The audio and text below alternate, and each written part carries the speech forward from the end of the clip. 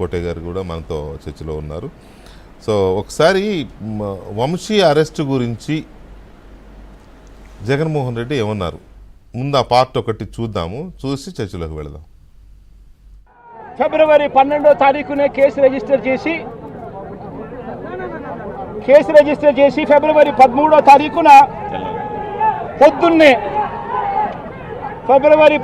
తారీఖున పొద్దున్నే వంశీని అరెస్ట్ చేశారు.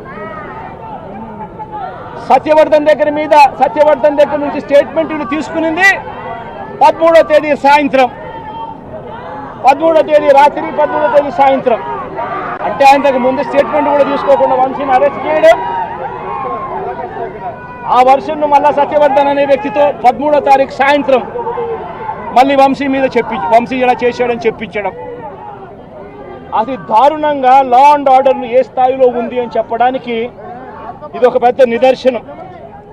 నిజంగా నేను చెప్తా ఉన్నా, ఒక మనిషి ఏదైనా తప్పు చేసిన ఆ వ్యక్తిని శిక్షిస్తే పోలీసులకు ఎవరికైనా గౌరవం ఉంటుంది.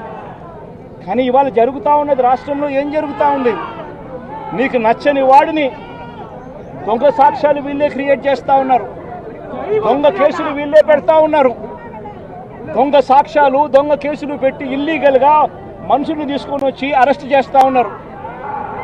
అరెస్టులు చేసి నెలలు జైళ్ళల్లో పెట్టే కార్యక్రమాలు జరుగుతూ ఉంది. నిజంగా డెమోక్రసీ అన్నది ఏ స్థాయిలోకి దిగజారిపోయిందో చెప్పడానికి అందుకే వంశీ కేసు ఒక ఉదాహరణ అని చెప్తా ఉన్నా. డెమోక్రసీ ఏమైపోతుంది ఆంధ్రప్రదేశ్లో, డెమోక్రసీ అనేది ఇప్పుడు మనం బాధపడాల్సిన అంశం.